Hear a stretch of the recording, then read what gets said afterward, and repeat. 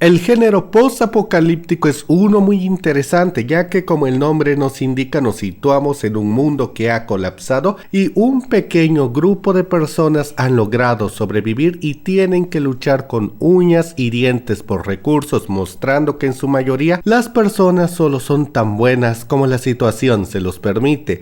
Y claro, dependiendo de las circunstancias específicas de cada historia, los sobrevivientes pueden tener que enfrentarse a criaturas o circunstancias bastante extrañas como zombies, vampiros o demás. Bueno, ahora no sé por qué, pero se me antojó bastante hacer un top 5 de cómics post-apocalípticos, así que comencemos.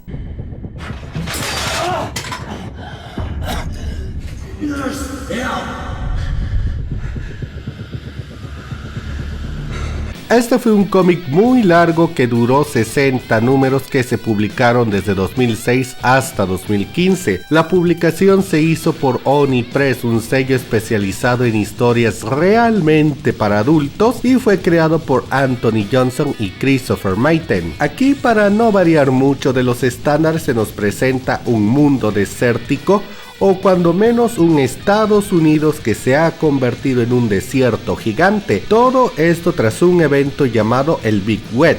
No se sabe a ciencia cierta qué es lo que pasó, aunque se muestra una extraña religión que ha surgido en los últimos años, y de las costumbres que esta secta practica, podemos entender que quizás todo tuvo que ver con un accidente en el Área 51. Lo importante de aquí es que los grandes cuerpos de agua se volvieron venenosos y ahora el agua es un recurso bastante preciado, y la agricultura, ganadería y todos los seres vivos en general tienen que sobrevivir con cantidades muy limitadas de ella. La historia como tal tiene dos focos. Uno es Michael, un carroñero que encuentra un robot que habla una lengua muerta, que aparentemente es el inglés de nuestra época, y tiene el secreto para llegar al Areyas, el lugar donde inició el caos y que según las creencias de este lugar es un paraíso que sobrevivió a todo el holocausto. Mientras que por otra parte vemos la ciudad de Nuevo Inicio, donde el Lord Fundador domina todo con mano de hierro y desde luego quiere hacerse con el poder del robot encontrado por Michael para hacerse con cualquier posible recurso del Areyas y mantener su poder sobre toda la humanidad que queda.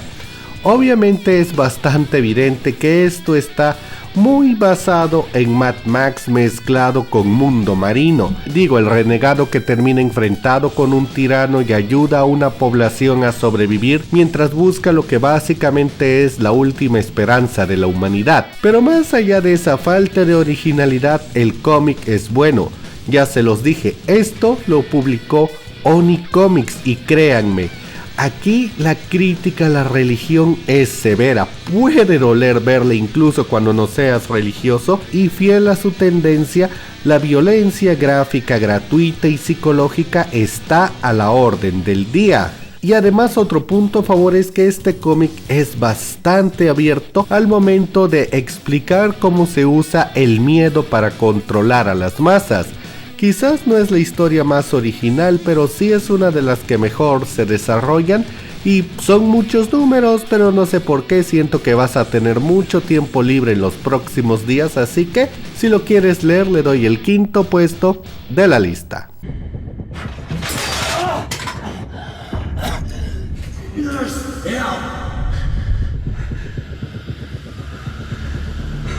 Y este, mi amigo, es uno de los cómics más raros que nunca vas a leer. La historia fue escrita por Warren Ellis para Imagine Comics en el año 2016 y de hecho apenas se terminó de publicar en septiembre del año pasado. Aquí vemos una invasión de una raza alienígena bastante particular, ya que son árboles. Sí, así como suena, árboles gigantes de color negro que llegaron volando desde el espacio y se instauraron en la Tierra, haciendo crecer una flora y fauna que fue acabando con el mundo humano a una velocidad increíble.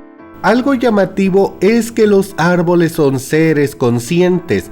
Es muy difícil para los humanos interactuar con ellos, pero estas criaturas son inteligentes y saben de la presencia de los humanos. Pero desde su perspectiva, los humanos somos insignificantes y apenas seres inteligentes, por lo cual realmente no les importa si nos dejan sin mundo mientras ellos hacen sus negocios en la Tierra. Ahora, dentro de los puntos importantes del cómic está que de hecho hay varios narradores. Por ejemplo, en una de las historias seguimos a unos científicos que están investigando un árbol especialmente gigantesco que da flores negras en Noruega. Y esta historia obviamente marca los fallidos intentos de los humanos de tratar de comunicarse con los árboles. Por otra parte, tenemos una historia protagonizada por una joven italiana que en su desesperación termina uniéndose a un grupo fascista que quieren controlar a los árboles y usarlos para ganar presencia militar. Y otra de las historias tiene por protagonista un policía ruso en una ciudad aislada que no aparece en los mapas y que tiene que resolver un homicidio que al parecer se relaciona con estos árboles, pero que fue ejecutado por un humano. Básicamente el cómic va explotando temas delicados como la corrupción política y de la policía, el pánico social y el colapso de todas las cadenas de mando, y sobre todo explota el qué sentiríamos los humanos cuando nos den nuestro merecido y una especie superior arrase nuestro mundo sin importarle nuestra presencia, como nosotros solemos arrasar bosques y demás por nuestro supuesto bienestar. De hecho, es bastante evidente que Ellis nos quiere decir que deshaciéndose de nosotros, o cuando menos menguando mucho nuestra población, esos árboles invasores le están haciendo un favor a la Tierra que está recuperando terreno. Eso sí, hago un poco de trampa, ya que como tal el cómic no es tan post-apocalíptico, sino que va desarrollándose desde inicios del apocalipsis hasta, digamos, el comienzo de una nueva humanidad. Pero aún así, créanme, es una buena lectura para estos días de estar en casa, y le voy a dar el cuarto puesto de la lista.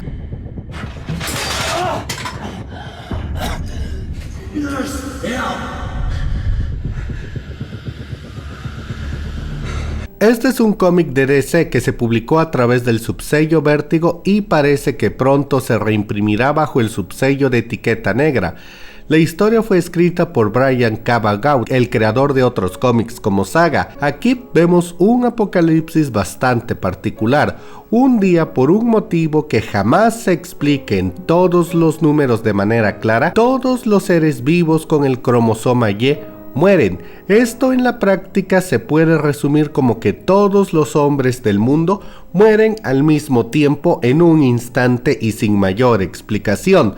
Todos menos dos, el patético Yorick Brown, un escapista fracasado, y su mono capuchino Ampersand. Primero que nada, el cómic muestra el gran colapso que sufre la sociedad, ya que le duela a la feminista que le duela, la mayor parte de la sociedad depende de los hombres, por lo cual al desaparecer ellos, murieron más del 90% de los militares y policías del mundo, además de la mayor parte del personal que mantenía funcionando plantas eléctricas, fábricas, y ya no hablemos de políticos y pilotos y demás, siendo lo irónico que a pesar de que técnicamente desapareció el género menos poblado, desapareció la mayor parte del orden en el mundo. Ahora, esto sirve para mostrar muchos escenarios: feministas locas que causan pánico buscando imponer su ideología a pesar de que ellas realmente no han hecho nada. De paso, también vemos que lejos de lo que todos pensaríamos, el preguntarse con quién van a tener sexo es lo último que le importa a las mujeres, que estarían desesperadas más que nada en poder sobrevivir,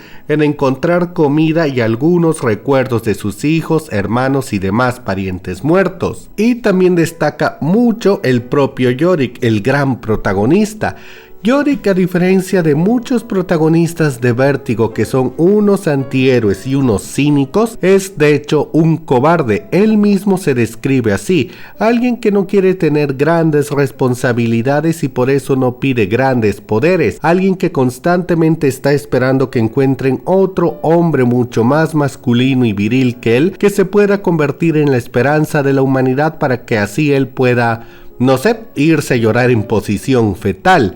Pero obviamente su deseo no se va a ver cumplido, por lo cual el nerd más patético del mundo va a tener que ir cambiando a lo largo de unos 70 números para de verdad poder convertirse en una especie de esperanza para el mundo. La verdad es que hay muchas cosas que puedo decir de este cómic, pero ya hablé de ellas en mi otro canal de DC. Solo les diré que es uno de los apocalipsis más particulares, sobre todo porque el autor no cae en el fanservice innecesario, sino en de verdad explorar qué pasaría si las mujeres se quedaran solas en el mundo, lo cual obviamente no implica convertirlo en un centro comercial gigante, sino de verdad salir adelante tratando de superar el dolor de perder a la mayoría de sus familiares. Y bueno, Jed the Last Man se va con el tercer puesto de la lista.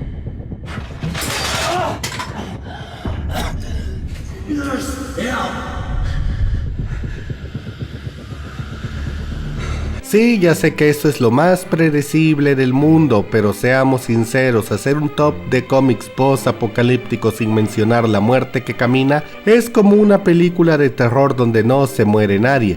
Puede funcionar, pero se siente que algo falta. Lo importante es que esta saga fue creada por Robert Kirkman para Image Comics en el ya lejano año 2003 y duró 193 números. La trama es fácil: un día, por motivos que nunca se explican del todo, los muertos empiezan a levantarse. Esto provoca el colapso de la humanidad, que en un principio no entienden qué diablos está pasando ni cómo pueden lidiar con ello.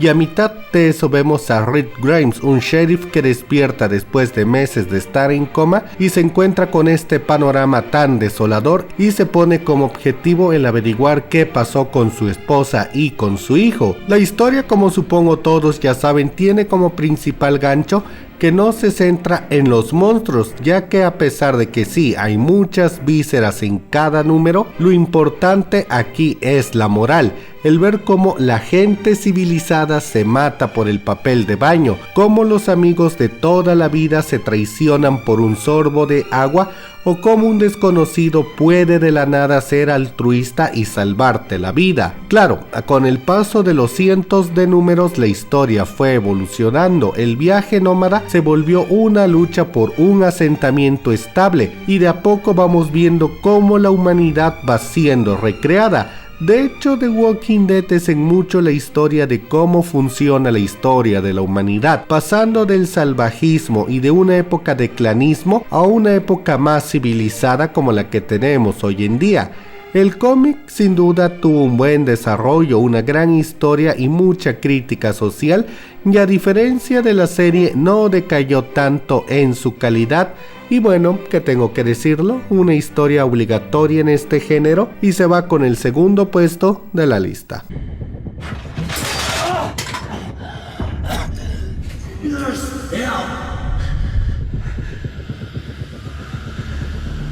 El género post-apocalíptico y el de los zombies se sobreexplotó mucho a principios del milenio y en solo unos pocos años parecía que ya había dado todo lo que tenía que dar, pero Garth Ennis, un conocido escritor de cómics que ha creado grandes obras como predicador, se dio a la tarea de darle un pequeño empujón a este género del fin del mundo. En el mundo de Crowset vemos que de la nada una gran parte de la población desarrolló una cruz de sangre en la cara, y los que tienen esa marca se vuelven unos salvajes para quienes matar, violar, torturar y cometer en general cualquier acto de violencia contra cualquier ser vivo es una necesidad más importante que la comida, que el agua y que su propia sobrevivencia, dicho sea de paso.